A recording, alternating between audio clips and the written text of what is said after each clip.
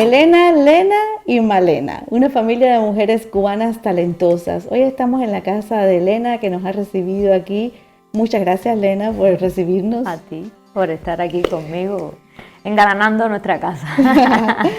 Lena, ¿es una responsabilidad para ti pertenecer a esta familia de mujeres, a esta estirpe de cantantes? Atormenta mi corazón. Desde que existe la vida, todos han podido hallar. Porque no tiene sentido arrojar todo lo vivido. Cuéntame cómo has vivido tú eso.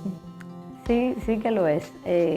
Y cada vez lo siento más, porque cuando yo era pequeña no lo veía tanto, o sea, era como que era natural para mí estar en la casa y ser parte de todo ese movimiento, ¿no?, cultural y musical propio de una casa, bueno, valga la redundancia, llena de música desde por la mañana hasta por la noche. Pero no me daba cuenta, ¿no?, como hoy día, que cada vez siento que es un peso, una responsabilidad, un reto también, llevar el nombre Burke, el apellido Burke, alto, llevarlo en alto, porque la gente tenía a mi abuela Elena en una estima muy alta. Ella está en ese altar, ¿no?, que no solo el público, sino también los músicos mismos, ¿no? Siempre mi abuela fue considerada de la élite, ¿no?, del músico cubano. Entonces yo crecí viéndola así como muy grande, ¿no? Y luego mi madre, que también es un monstruo, con ese órgano vocal que Dios se lo bendiga para siempre, que es un torrente, mi mamá. Sí. Entonces, es impresionante. Yo crecí siendo su pianista también. Entonces, para mí ha sido un proceso muy bonito ¿cómo te puedo decir? De una escuela. Aparte de la escuela que estudié yo piano clásico por 11 años en Cuba y tal, pero graduarme de esa escuela no fue tan difícil como graduarme de ser pianista de mi madre, ¿no?, Malena, porque ella me enseñó todo eso que yo, pues, no se aprende en la escuela clásica, que es, sígueme, que empieza a cantar y yo a buscar en qué tono está cantando, en qué bolero canta. Es muy, o sea, creo que es algo muy, muy rico, ¿no?, haber podido ser parte de eso en mi formación musical, de niña, adolescente, hasta adulto, ¿no? Llorando porque los montes lloran. Hablando de la adolescencia, ¿alguna vez en tu época adolescente tuviste como la necesidad de romper con todo eso y alejarte hacia otro mundo? ¿Estuviste tentada por eso alguna vez? Bueno, sí, de hecho siempre fue lo que hice, porque cuando terminé yo la escuela clásica empecé a escribir mis canciones, a escuchar mucha música americana también. Yo, pues, me gusta mucho el rock, me gusta mucho el rock, el pop rock, y entonces sí quise siempre tener mi propio estilo, seguir otros patrones, ¿no? Puedo jurar que te amo. Como dice mi mamá, de todas formas mi abuela siempre está ahí diciendo, pero vas a cantar bolero de todas formas, porque ahorita me ha tocado, ¿no? Y al final le haces caso siempre de alguna manera, ¿no? Sí, yo creo que eso está ahí en el ADN, sale. Cuando yo escribo una canción, a veces tiene un poco esa forma de bolero, aunque yo la pienso balada, no, sale de otra manera, ¿no? Y la clave siempre está ahí escondida en todo lo que yo escribo. Si no puedo escapar de esta llama que incendia mi cuerpo. Todo lo que toco también, pero sí, por supuesto, mis primeras canciones, mis primeras grabaciones, mi primer disco fue muy diferente, ¿no?, al estilo de la casa, al estilo de mi madre o de mi abuela, por supuesto. Desde muy niñita empezaste a cantar, a hacer tu arte, ¿no? ¿Eras de esas niñas que las mamás la llevaban y le decían, canta, canta? ¿Eras de esas que No. te empujaban a cantar? No, porque mira, yo ya se me ha quitado, ya nadie me cree, pero yo era demasiado tímida. De verdad. Ni hablaba. Eso lo saqué a mi padre, que también es músico, que tu esposo lo conoce. Sí, Mi padre Reinerio. Mi papá es muy serio, muy, muy callado. siempre en el estudio, ahí hace sus arreglos, es director musical, pero eso lo saqué a él. Entonces me costó mucho trabajo salirme de ese cascarón y decir, bueno, quiero cantar yo. Yo creo que la composición me ayudó mucho a querer cantar mis propias canciones, ¿no? Pasé mucho tiempo queriendo ser solo pianista. De hecho, eso fue lo que me gradué, de pianista clásica. Entonces estaba metida en ese mundo y no quería que la gente me viera, me escondía en el cabello. Cuando empecé a tocar con mi mamá Malena también, me costó trabajo. No vayas a pensar tú que no fui niña de querer ir a concursos ni de querer competir en canto ni nada de eso. Me costó bastante querer escuchar mi propia voz, ¿no? Claro. Cuéntame de tu abuela Elena como abuela. Claro que ella es un mito para todo el mundo, pero ¿cómo ella era contigo como abuela en la casa? Era una abuela diferente. Mi abuela Elena era una diosa, porque no solo como la veía la gente, sino yo también la veía así. Siempre la vi una abuela artista, una abuela que no se levantaba por la mañana nunca, ¿sabes? Que trabajaba muchísimo. Trabajaba mi abuela y mi mamá también, jovencitica, empezó con mi abuela, y 3 shows de cabaret diarios, y a veces 4, porque salían y hacían cifarra, lo que se llamaba en Cuba cifarra y todo eso, y llegaban a la casa a las 5, a las 6 de la mañana, entonces dormían de día, ¿no? Claro. Mi abuela era así, trabajadora incansable. Ámame como soy. Podía estar enferma, podía tener cualquier problema, ella iba a cantar, ¿no? Y entonces era una abuela completamente diferente, era recta, ¿sabes? Era seria en la casa. Yo le tenía mucho respeto.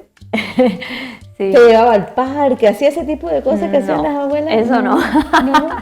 No, ese tipo. Yo creo que más bien por los horarios también, ¿no? Influye todo eso, porque a nosotros nos crió mi bisabuela, que es la mamá de mi abuela Elena, que se llamaba Dulce María González. Le decíamos Mima, y ella nos crió a los 4 hijos de mi mamá Malena. ¿Ella no era cantante?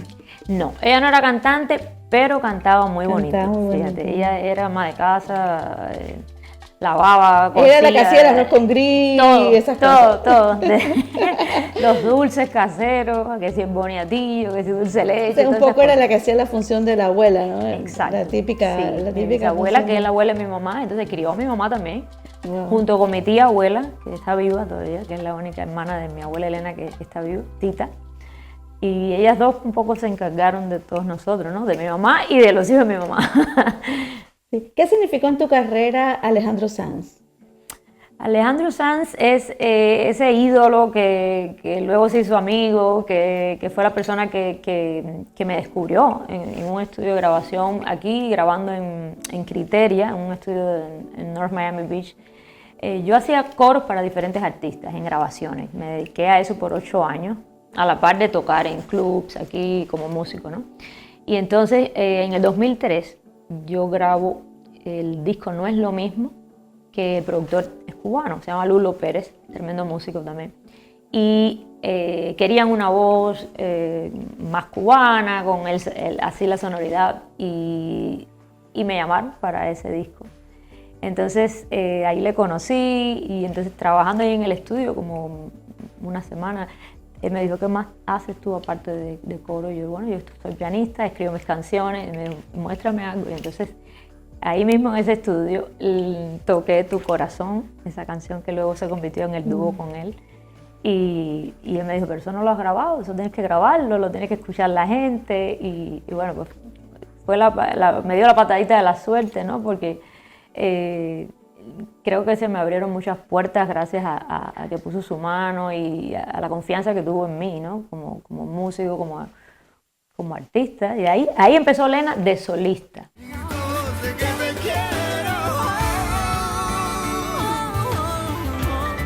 Porque hasta ese momento solo era músico y trabajaba para otros artistas, ¿no? Cuéntame de La Lupe. ¿Qué significó y cómo fue tu experiencia en la actuación? Porque creo que fue la primera vez que Sí. actuaste, ¿no? En esta película La Mala. La Lupe fue y es todavía, porque creo que cambió todo en mí, en el escenario. Yo soy otra persona en el escenario, otra artista, después que la Lupe entró en mí. Te metes esa ideita en la cabeza. Lo digo yo, que ya tengo boca para decir lo que me parezca. Tú lo que eres una descarada, chica. Oye, niña, que te cuide la lengua, enferma. Un personaje tan controversial, con tanta Sí, historia, tan ¿no? temperamental, Tan temperamental. tan sufrida en muchos aspectos de su vida, o sea, tan pasional, ¿no? ¿Tú conocías la historia de la Lupe antes No. de esto?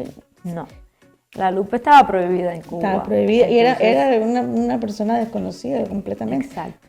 La que te llegó hasta el alma. Yo sí acompañaba a mi madre Malena, ¿Qué te pedí?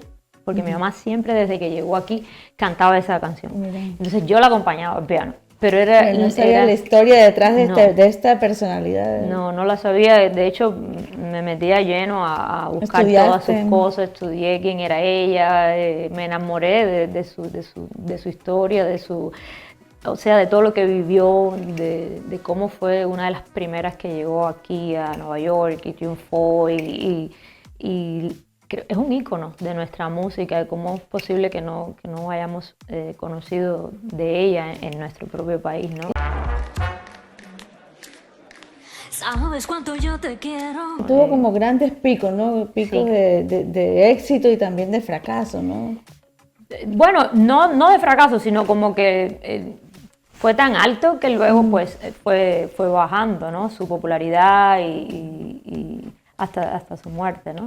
Pero la gente, hasta hoy día, fíjate, la gente o la ama a la Lupe o no le gusta. Hay gente que no le gusta, pero tiene unos fans de esos que lo han dado todo por la Lupe. Y tú sabes que es muy bonito porque cuando yo grabé esa película, me llamó un fan, buscó mi teléfono y me encontró, primero me escribió por las redes y luego me regaló un anillo que era de ella, porque ella fue amiga de él y cuando venía a Miami, una vez lavándose las manos dejó uno de esos anillos, porque ella usaba muchos anillos, al igual que yo, y yo no lo sabía. Mira. Hasta que luego me regalan un disco y veo que tenía todas las manos llenas de anillos. Los de ella eran de oro, yo soy más de plata, pero él me regaló, mira, yo quiero que tú lo tengas, y lo tengo ahí guardado en una cajita. ¿Y cuál es tu conexión con Celia? Dices que la conociste, ahora también has estado en un tributo a Celia, ¿verdad?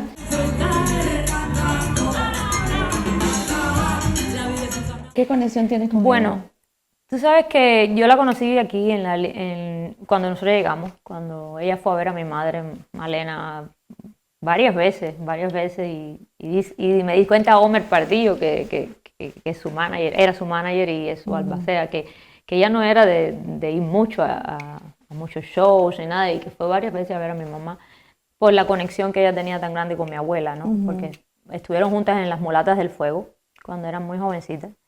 Y luego, pues bueno, ya después Celia se fue de Cuba, pero seguían siendo amigas. Y entonces yo creo que eso está ahí. Es como un hilo que no se corta, Que no se corta, nunca. claro. Entonces, con mi madre ella fue muy, muy especial, igual cuando murió mi abuela también.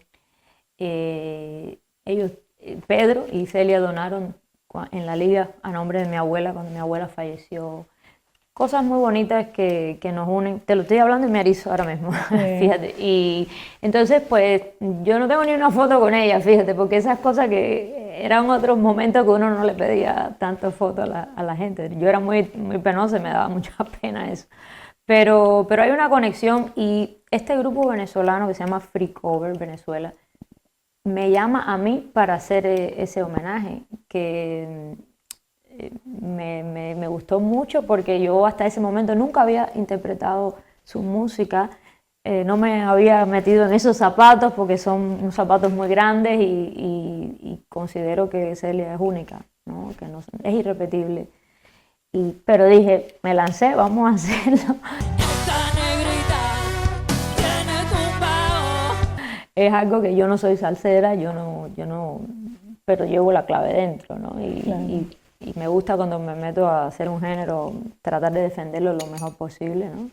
Y desde el cariño, desde el corazón, desde un lado bonito, homenajeándola siempre a ella, ¿no?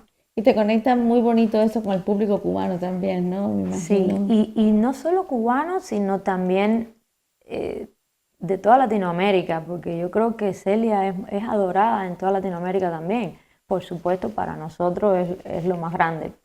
Pero Celia es muy querida en México, en Perú, en Argentina, en Chile, en Colombia, en todos los sitios, ¿no? En Ecuador, En Ecuador. sí, en Perú y por supuesto para nosotros es nuestra reina absoluta, ¿no? Claro. Lena, ¿cómo eres en tu vida personal? ¿Qué te gusta? ¿Qué es lo que más te gusta hacer? Bueno, a mí me gusta mucho ver películas, me encanta ver películas. Me gusta mucho también hacer el jardín, sembrar. Tenemos ahí guayaba, aguacate, fruta bomba, de todo un poco. Hierbita, me gusta eso. Mi mamá me dice que yo soy la doctora Chiringa, porque me gusta, todo el mundo tiene algo y yo le digo, tómate esto, haga esto. Me gusta mucho. ¿Te gusta lo natural? Sí, soy hierbera, como la canción de Celia. Hierbera. y me gusta mucho el contacto ese con la naturaleza, ¿no? ¿Y qué te conecta Mi con hobby. Cuba? Bueno, con Cuba me conecta todo, la música, yo creo que no se me ha quitado el acento, llevo muchos años aquí, muchos más de los que viví en mi propio país, pero hay gente que me dice, pues tú parece que llegaste hace poco cuando hablo, ¿no?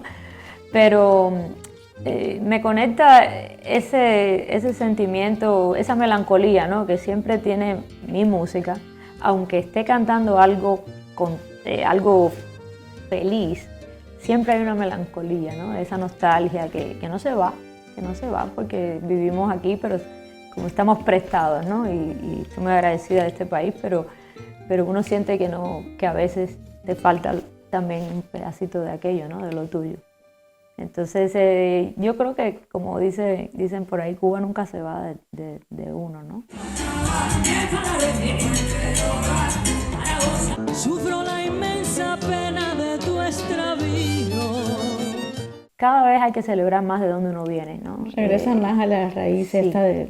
Sí, a lo verdadero, porque al final se nos ve. Entonces, ¿qué hacemos con ocultarlo, no? Así es, así es. ¿Qué esperas para este año? ¿Cuál es tu mayor sueño en el 2024? Bueno, sueño con hacer un disco que sea digno de mis raíces, justo eso que te estoy hablando, porque no he tenido la oportunidad de hacerlo con mi música, ¿no? Siempre he experimentado cosas, pero este homenaje a Celia me ha dado ganas de seguir por ahí un poco, ¿no? Haciéndole tributo a mi Cuba, a mis raíces, a mi abuela Elena, que se lo merece y que para que la gente, como dice mi mamá, para que las nuevas generaciones también conozcan, ¿no? que existió esa señora que llevó el bolero hasta lo más alto, ¿no?